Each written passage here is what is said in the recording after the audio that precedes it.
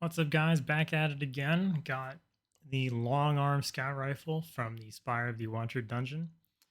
Probably the best gun from that dungeon. Scout rifle. It's got the same RPM as Dead Man's Tail, so basically an energy option.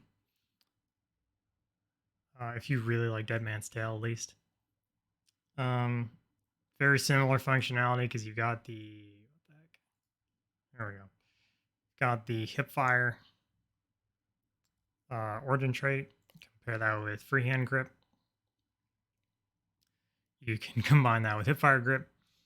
And there you go. Now you've got your baby DMT in the energy slot. But that said, there's some other really good perks here that I think are worth looking at. If you maybe don't want to go for the just kind of generic hipfire DMT kind of role. I do think this is probably the best option because, quite frankly, the rest of these are whatever. But if you want to like switch it up and try something else, you can. Explosive payload, I think, is the best perk in this second column. Uh, Explosive payload does, unlike high cal, stack with aggressive frame flinch. You've also got high impact reserves. Since his gun is reloaded 2 bullets at a time, when you get down to the bottom, 2-4 shots, you're getting like 25% damage in PvE all the time. And you can just keep it there by reloading as you go. Adrenaline Junkie, obviously, very good perk. It's just a generic damage buff. You're going with a grenade build, it's very good. Pairs well something like Wellspring, so you can get ability regen.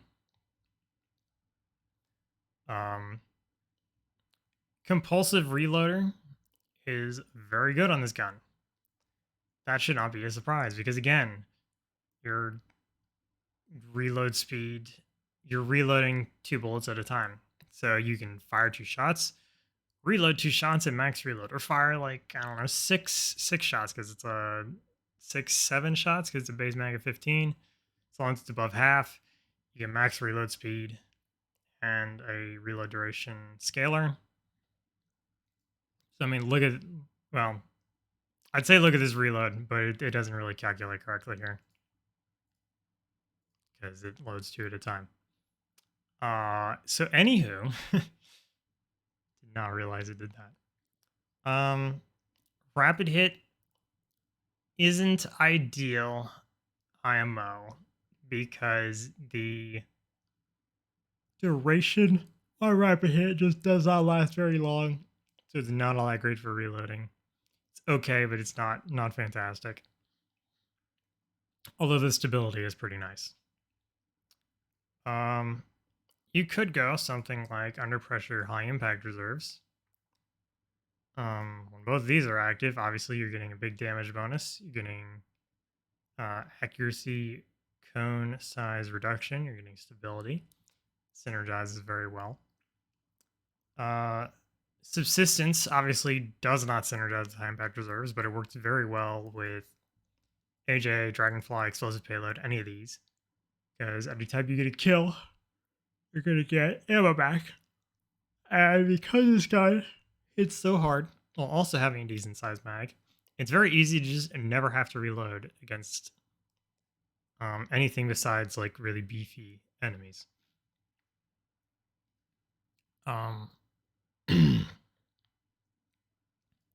Wellspring is good with AJ, obviously. Also synergizes pretty well with Dragonfly, because a Dragonfly explosion will also work and give you energy return on Wellspring.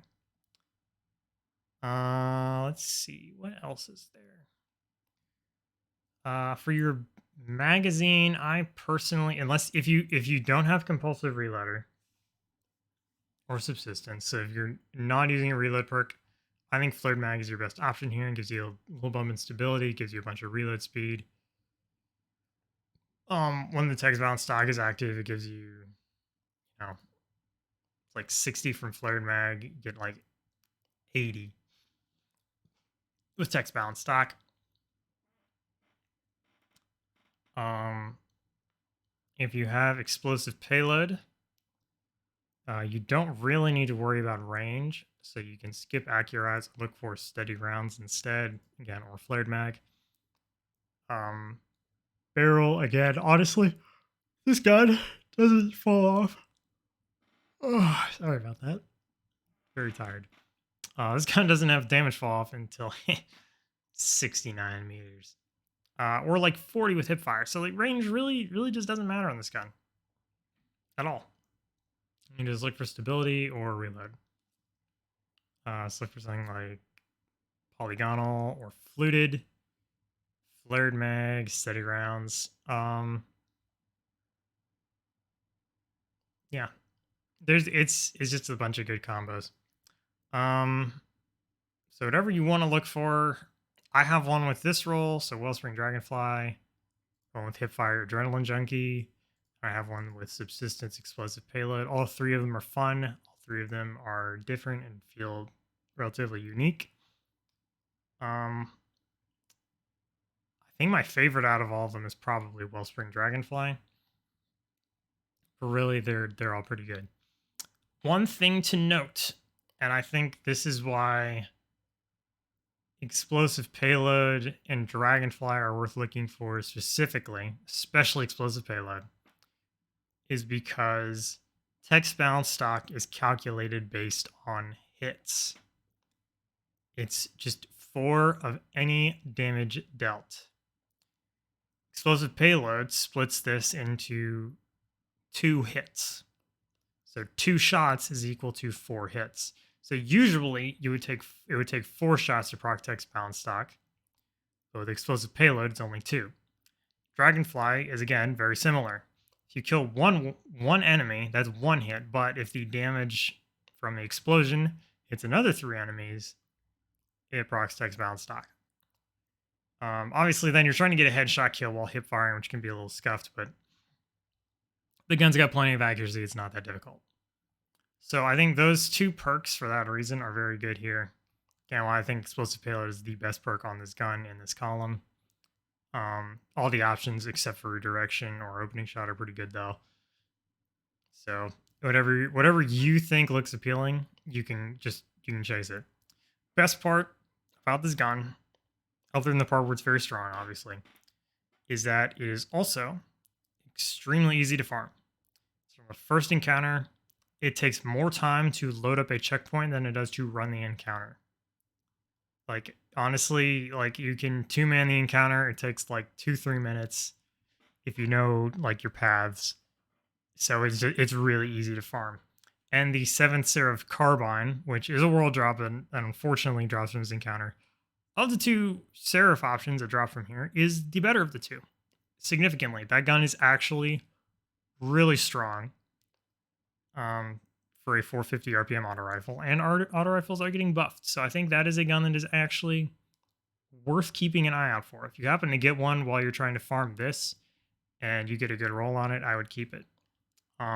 Maybe I'll cover that gun in a future video. Maybe even the next one, honestly, because I think the LMG from this dungeon can be skipped. So on the back burner, I guess I need to cover Duty Bound still, and I will cover the 7 Seraph Carbine then. So maybe I'll double up and I'll cover both of them in one video tomorrow. But anyway, that'll be all for Long Arm, and I will see you in the next video.